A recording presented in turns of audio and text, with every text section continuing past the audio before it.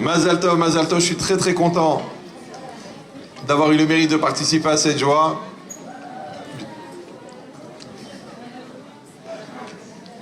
Avec la permission des rabbinim, il y a Even Ezra qui pose une question. Il dit comment les bénis Israël sont devenus des serviteurs d'Hachem. Parce qu'Hachem nous a sortis d'Égypte. On était en Mitzrayim, en Shirvut Mitzrayim. Et Hachem, il est venu, il nous a sortis d'Égypte.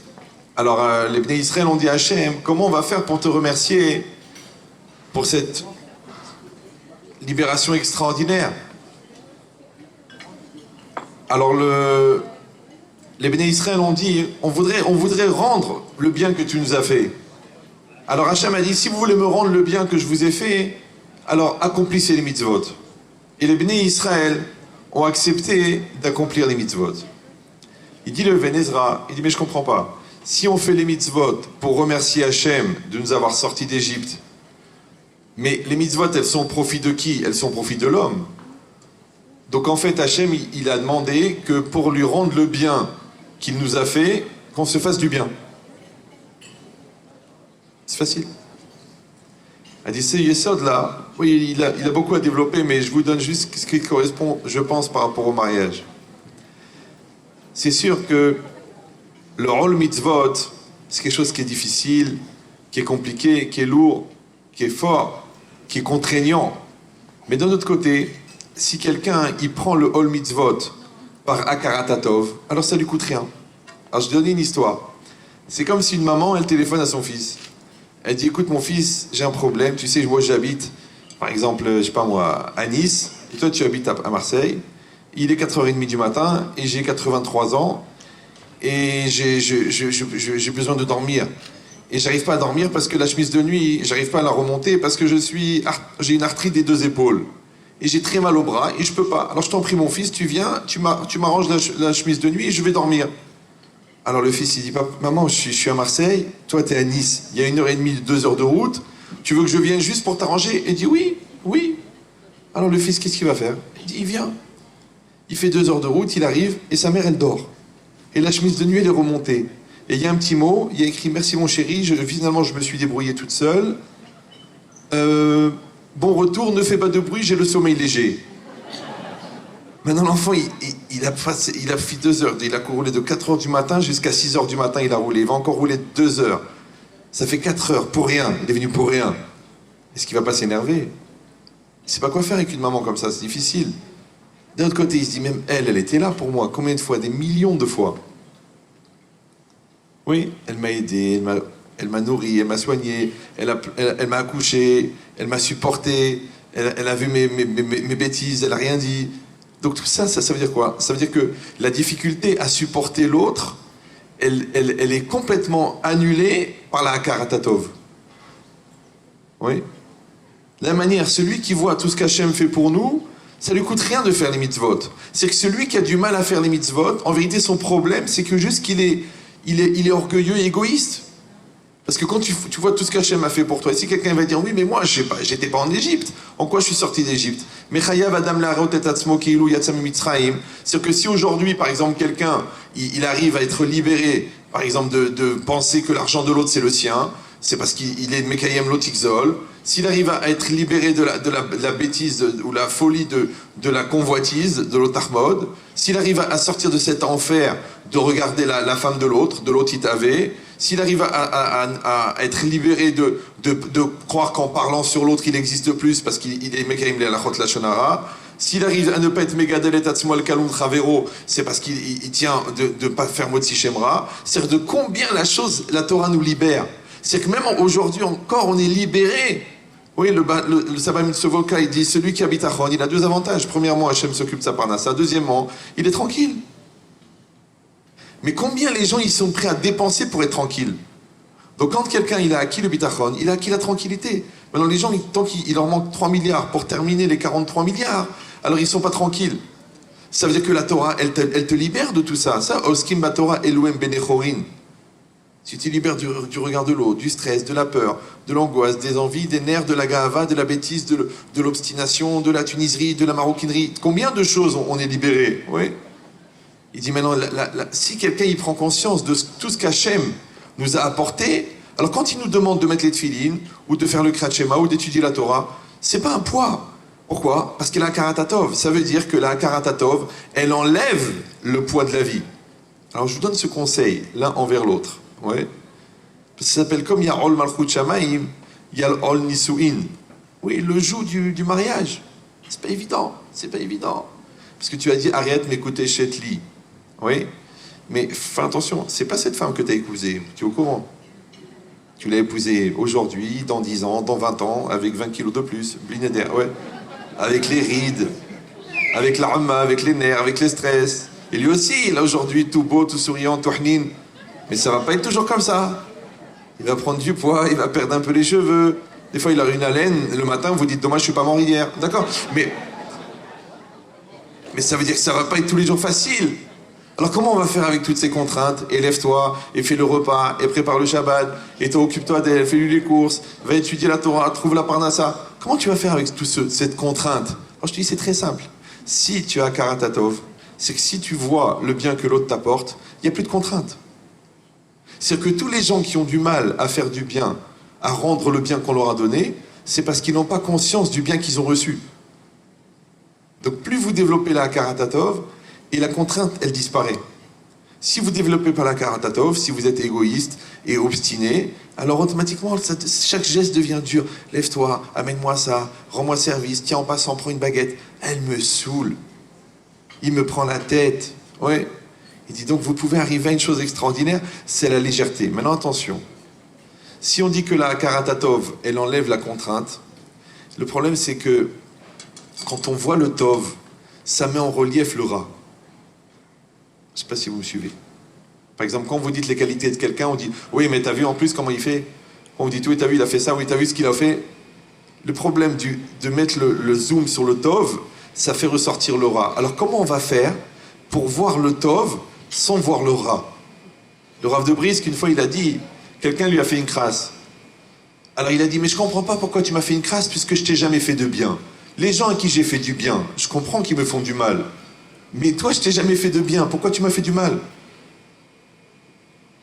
Bon, c'est un raisonnement ashkénaze. Je ne pouvais pas comprendre. D'accord. Mais c'est quoi l'idée? C'est que la personne, quand tu lui fais du bien, en même temps que tu lui fais du bien, tu lui crées un complexe qu'elle doit se rendre ce bien. Maintenant, l'homme, il a tellement d'orgueil de ne pas dire merci qu'il préfère te faire du mal pour ne pas avoir à supporter d'avoir à dire merci. C'est que pour dire merci, il faut enlever la ga'ava, il faut enlever l'orgueil. Il dit, c'est exactement pareil. Que la personne ici, quand elle voit le bien, malheureusement, elle voit aussi le mal. Alors moi, je vous donne un conseil. Ça n'engage que moi, au pire, j'ai raison. Tov dans la Torah, ça ne veut pas dire le bien, c'est une erreur. Tov dans la Torah, ça veut dire complet. Bon, il connaît les cours par cœur, je ne peux rien faire. Quand Hachem, il a créé le monde, il a dit, Ve'ine Tov Me'od. Tov Me'od, et le Midrash, il dit parce qu'il a créé le Yetzerara. Il a créé le Malach HaMavet, il a créé la Pouranout. Donc ça veut dire que le Tov, en vérité, c'est le bien et le mal. C'est complet. Maintenant, quand tu es Makir Tova, tu n'es pas Makir Tova que du bien, parce que sinon ça met en relief le mal. Tu es Makir Tova du Tov et du moins Tov. Parce que l'autre, il a des qualités et des défauts, et je t'aime entièrement. Comme nous, Hachem, il nous aime sans condition, parce que s'il nous aime à condition, on est foutu. Oui. Donc maintenant, si vous aimez à 100%, et que vous avez Akarata Tov de toute la personne, du Tov et du moins Tov, donc vous allez avoir un retour d'investissement sur la personne à 100% sans faire de Cheshbonot. Par contre, si vous cherchez le Tov, vous allez commencer à devenir des gens intéressés. Et les gens intéressés deviennent des comptables. Et les comptables, ils souffrent. Donc ne comptez pas. Parce que de toute façon, ce que ta femme va t'apporter, tu ne pourras jamais lui rembourser. Ce que le khatan va vous donner, vous ne pourrez jamais lui rendre. Comme on ne peut jamais rendre à ses parents ce qu'on a reçu. Alors je vous donne le secret. Vous n'avez rien à rembourser à vos parents si vous êtes à la hauteur de l'éducation qu'ils vous ont donnée. Maintenant, si vous êtes des pauvres types, même si vous leur donnez 2 millions d'euros, ils vont dire c'est nous qui avons mis au monde cette poubelle. Par contre, si vous êtes sérieux, vous êtes des tzadikim, vous êtes purs, vous êtes des Baal-Midot, vous avez la hadinout, la finesse de vos parents, de vos beaux-parents, extraordinaire. Vous n'avez pas à avoir peur. Il dit cette logique-là, qu'Akadosh Baruch Hu, il est capable. Si vous avez la reconnaissance que toute la vie, elle est légère. En fin de compte, le secret de la légèreté de la vie, c'est la reconnaissance. Exactement l'inverse de ce que les gens pensent. Que les gens pensent que il va falloir que je lui dise merci, il va falloir que je réfléchisse à ce qu'il m'a fait, ça va me créer un stress, il faut que je lui rende. Alors qu'en vérité, c'est le contraire. C'est la reconnaissance qui rend que la vie, elle est légère. Alors cette logique-là, que vous voyez le bien et le mal, et les deux, vous les voyez ensemble, alors c'est un machal. Je vous donne le machal, parce que vous êtes fatigués. C'est comme si un père et un fils, ils marchent sur une voie ferrée. Et il y a les deux rails qui sont l'un en face de l'autre. Alors le père, il dit, c'est un enfant intelligent. Il dit, papa, les rails, pourquoi ils sont séparés? Alors le père, il dit, parce que si les rails se touchent, le train déraille. Il faut qu'ils soient séparés. Ah donc d'accord, donc ils sont vraiment séparés, c'est nécessaire. Oui mon fils, c'est séparé, comme tu vois, comme le bien, comme le mal, comme le pur et l'impur, et comme le goy et le juif, et comme l'homme et la femme, et les parents et les enfants, et les patrons et les employés, et les raves et les élèves. On est séparés, et c'est bien, c'est bien. Ça c'est le digne de Havdalah, d'accord. Alors l'enfant il dit, ok papa, alors maintenant j'ai un problème, parce que tu vois tu me dis qu'ils sont séparés, et que c'est nécessaire, mais moi quand je les regarde là-bas, à 100 mètres, ils se touchent. Ah, le père il dit non, ça n'a rien à voir ça. Ça c'est la perspective mon fils. Ah, ça veut dire quoi? C'est que les choses qu'aujourd'hui tu vois séparées, quand tu les regardes dans la perspective, oui, elles sont un. Ve'ahavta et Hashem Elokecha, bechol levavecha, uvchol nafshecha, uvchol meodecha. Il y a des choses qui vont déranger dans ton cœur, mais bechol levavecha. Il y a des choses qui vont être difficiles dans ton corps, uvchol nafshecha. Il y a des choses qui vont être difficiles dans ton argent, uvchol meodecha. Maintenant, ve'ahavta a'ava c'est echad. Donc ve'ahavta, ça ne veut pas dire tu aimeras. Ve'ahavta, ça veut dire tu unifieras. Maintenant, quand toi tu es capable de regarder ta kala entièrement, oui, avec les qualités et avec les qualités, oui, et dire a'ava, ça veut dire que tu la vois un. Tu la vois pas, oui, par rapport à non. Tu la vois pas. Aujourd'hui, elle est bien par rapport à hier qu'elle n'était pas bien. Tu dis pas qu'aujourd'hui la DAF elle est ratée et là elle est réussie. Elle est toujours réussie. Toujours. Moi, ma femme, elle s'est énervée parce que je lui disais c'est délicieux avant de goûter. Non, mais c'est toujours bon. Ce qu'elle a fait avec son cœur. Ce qu'elle a fait avec ses pieds, c'est un vrai problème. Mais si elle a fait avec son... Non, il y a qui disent que c'est le secret de la fina. D'accord, mais c'est quoi l'idée? C'est que si l'enfant, il regarde les deux rails, il dit, tu vois, les rails se touchent. Donc ça veut dire que dans la perspective, tu dois voir que les choses, en fin de compte, elles vont tout vers le bien. Alors l'enfant, il dit, ok papa, maintenant j'ai un problème. Il dit quoi? Il dit, ok, ça veut dire que je dois avoir la émouna, que dans l'avenir, le bien et le mal, ils vont faire un. Ok, parce que c'est kol, les tova, tout ça c'est pour le bien.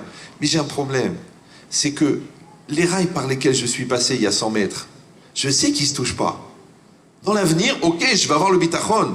Mais qu'est-ce que je vais faire avec le passé? Que je sais que les rails ne se touchent pas. Oui ou non? Et quand je me retourne, je les vois qui se touchent. Vous suivez ou c'est juste pour eux? Vous avez compris ou non? Pourquoi quand je me retourne, je les vois qui se touchent? Il a dit son père, mon fils, ça veut dire qu'il faut que tu te réconcilies avec ton passé. Tu vois, c'était dur l'école. Baba ou Hachem, ça t'a amené là où t'étais. Après, là, tes parents, des fois, ils étaient durs. Mais grâce à Dieu, maintenant, t'es un gars bien. Ouais, après, tu dis, j'ai galéré pour ça, mais ça m'a renforcé. Donc, tu vois ça.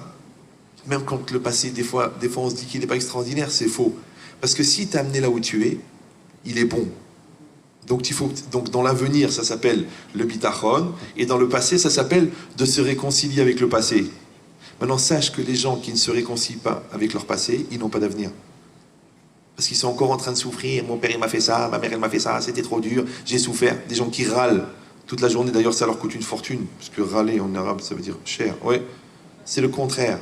Quelqu'un, il dit, écoute, ce qui s'est passé, ça s'est passé, Bao Hachem. Et ce qui va venir, Bezrat Hachem, ça sera que du bien. Donc les rails, ils se collent de ce côté, ça s'appelle Akaratatov sur le futur. Et les rails se collent dans le passé parce que c'est Akaratatov sur le passé. Maintenant, tu es propulsé par la conscience du bien que tu as reçu et tu es attiré vers le bien vers lequel tu vas. Chazak ou Baruch.